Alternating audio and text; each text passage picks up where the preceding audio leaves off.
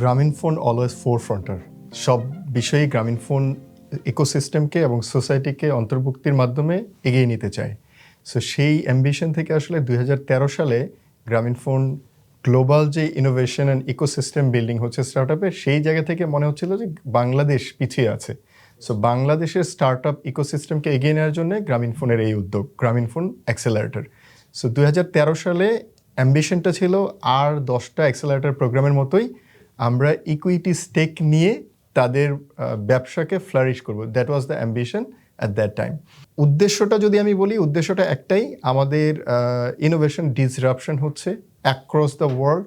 So সেই জায়গা থেকে কীভাবে গ্রামীণ ফোন ইমার্জিং টেকনোলজি এবং ইমার্জিং যে ট্যালেন্টরা আছে তাদেরকে সংযুক্তি ঘটিয়ে রিজিওনাল চ্যালেঞ্জকে সলভ করা, সোসাইটিকে হেল্প করা এবং জিডিপি কন্ট্রিবিউশন এবং এমপ্লয়মেন্ট জেনারেশন করা যায়, সেই জায়গা থেকে আসলে কাজ করার জন্যই এই প্রোগ্রামের আবির্ভাব বা স্টার্ট।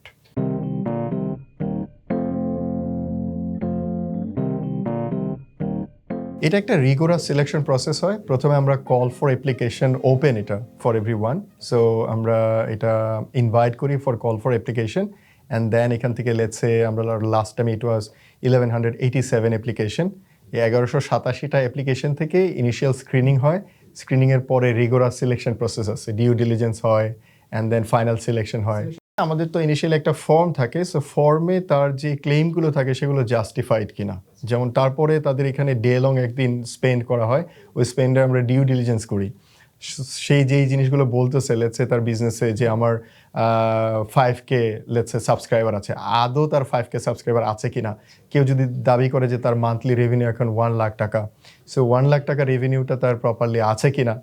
এছাড়াও তার অন্যান্য যে ক্লেমগুলো থাকে, business viability, technological soundness, people capability, ওই জিনিসগুলোও দেখা হয়। ট্রাস্ট ওর্দিনেস নিজেদের মধ্যে আছে কিনা, একটা টিম আসলে সাস্টেইন করবে কিনা, সেই জিনিসটাও দেখা হয়। এবং এই বিজনেসটা মোট কথা হচ্ছে ওভারঅল পসিবিলিটিস কেমন যে এটা এক্সপ্লোর করার বা এটাকে আসলে গ্লোবাল স্টেজে নিয়ে যাওয়ার মতো ক্যাপাবিলিটিস আছে কিনা। আরও একটা জিনিস দেখা হয় এখান থেকে যে এইটা আসলে সোসাইটির জন্য কতটা বেনিফিটেড হবে society from that business, that also considered. আমরা ডিউ ডিলিজেন্স স্টেজে ফাইনাল ইন্টারভিউর জন্য রাখি 12 থেকে 15 জনের মতো। এই 12 থেকে 15 জন থেকে আমরা ফাইনালি অনবোর্ড করি 5 থেকে 8 টিমস। সো এইভাবে আমরা দিই অ্যান্ড দেন একটা শেষ সময় এসে এখান থেকে লেটসে 5 থেকে 7টা টিম জয়েন করে ইন এ কোহর্ট। সেখান থেকে যারা গ্র্যাজুয়েট করে তাদেরকে আসলে ইনভেস্টরের সাথে কানেক্ট করানো হয়। যাদেরকে আমরা গ্র্যান্ট দিই তারা আমাদের সাথে 3 to 5 মান্থস স্পেন্ড করে গ্রামীণ ফোন অফিসে as a regular work station পায়। তারা এখানে মেন্টরশিপ সাপোর্ট পায়, তারা এখানে টেকনোলজিক্যাল সাপোর্ট পায়, তারা এখান থেকে পিআর অ্যান্ড মিডিয়া সাপোর্ট পায়, তারা এখান থেকে অফিস স্পেস অ্যান্ড আদার সুবিধাগুলো পায়।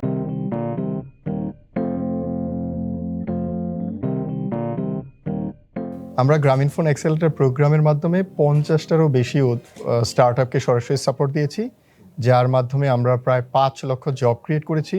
এই 50টা স্টার্টআপের মধ্যে থেকে প্রায় 7টা স্টার্টআপ 60 লক্ষ টাকার ভ্যালুয়েশন ক্রস করেছে। যদিও টাইম টু টাইম স্টার্টআপের ভ্যালুয়েশন উঠে এবং নামে, বাট আমরা যখন করেছিলাম তার মধ্যে থেকে কয়েকটা নাম যদি আমরা বলি, সেবা XYZ, সিমেড হেলথ, আইপেজ, পার্কিং কুই, এই ধরনের আরও কিছু স্টার্টআপ ছিল যাদের ভ্যালুয়েশনটা $5 মিলিয়ন ক্রস করেছিল।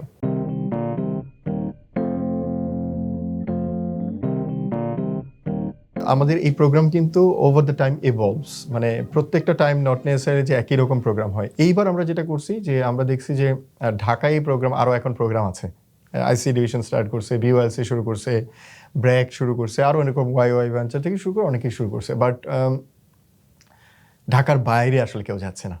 সো আমরা এটা দেখার পরে আমাদের মনে হচ্ছে যে ঢাকার বাইরে আমরা লো স্কেলে কোনো কিছু করতে পারি কিনা। ইভেন আপনি যদি স্টার্টআপ তো আসবে পরে, বাট পেছনে ব্যাকগ্রাউন্ডে আসলে পাইপলাইন বিল্ড করতে হবে। পাইপলাইন যদি বিল্ড না হয় তাহলে তো সামনে আসবে না, ম্যাচিওর স্টার্টআপ আসবে না। সো আমরা গত বছর যেটা করি, আমরা জেলায় স্মার্ট উদ্যোক্তা নামে আমরা একটা ক্যাম্পেইন করি। সেই ক্যাম্পেইনে আমাদের সাথে 30 জন কমিউনিটি লিডারকে অন্তর্ভুক্ত করি। অর্থাৎ আমাদের অ্যাম্বিশন ছিল আমরা 20টা ডিস্ট্রিক্টে যাব, 20টা ডিস্ট্রিক্টকে আমরা কভার করব। সেখানের যারা ইয়ুথ এন্টারপ্রেনার আছে বা এন্টারপ্রেনার মাইন্ড আছে যাদের মধ্যে, তাদেরকে কীভাবে এটার মধ্যে অন্তর্ভুক্ত বা ইনক্লুশনের আওতায় আনা যায়।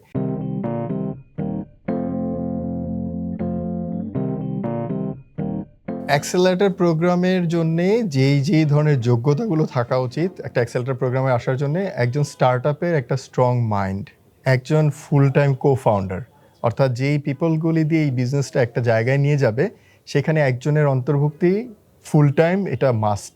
এটা ছাড়া আসলে পিপল ব্যাক এন্ডে যদি অন্য কেউ থাকে এবং ফ্রন্ট এন্ডে যদি অন্যরা থাকে যারা ফাউন্ডার বা কো-ফাউন্ডার না, তাহলে সেই ব্যবসাটাকে দূরে নিয়ে যাওয়াটা ভেরি ডিফিকাল্ট। সো একজন স্টার্ট আপ ফাউন্ডারের কমিটমেন্ট দেখা হয় যে ওনারা যারা ফাউন্ডিং টিম তাদের মধ্যে কমপক্ষে একজন ফুল টাইম আছেন কিনা এই ব্যবসাটাকে নিয়ে যাওয়ার জন্য। এটা একটা কোয়ালিফায়ার হিসেবে দেখা হয়। সেকেন্ড কোয়ালিফায়ার হচ্ছে তারা এটাকে কি প্রাইমারি প্রফেশন হিসেবে নিচ্ছে নাকি এটা সেকেন্ডারি প্রফেশন হিসেবে নিচ্ছে। অনেকে আছে যে আমি ফুল টাইম কাজ করি কোথাও বা পার্ট টাইম কাজ করি, এটা আরেকটা পার্ট টাইম অপশন আমার জন্য। সো এই জিনিসটাও, ডেডিকেশনটাও দেখা হয়। থার্ড যেটা, যে টিমে কারা আছে, এই মানুষগুলোর ক্যাপাবিলিটি কীরকম এবং তারা যেই জিনিসটা নিয়ে কাজ করছে বা যেই অ্যাম্বিশনটা নিয়ে কাজ করছে সেইটা আসলে একটা স্কেলেবল বিজনেস কিনা। অর্থাৎ আমি এমন কোনো একটা প্রোডাক্ট বা সার্ভিসকে নিয়ে এসেছি যেটা স্কেলেবল না, সেই ক্ষেত্রে আসলে এটা ওয়ান অফ দ্য আমি বলবো ডিসঅ্যাডভান্টেজ দেখা হয়। বিকজ স্টার্ট আপ মানেই হচ্ছে ডিসরাপশন। স্টার্ট আপকে আমার একটা সাডেন টাইমে ঢাকায়, তারপরে চট্টগ্রামে, তারপর জিও বাউন্ডারির বাইরে হয়তো ইন্ডিয়া, সাউথ এশিয়া, তারপর হয়তো ওয়ার্ল্ড ওয়াইড আমি এটাকে প্রমোট করব। সো এই স্কেলেবিলিটি তার প্রোডাক্ট বা সার্ভিসে আছে কিনা, এই জিনিসগুলো দেখা হয়।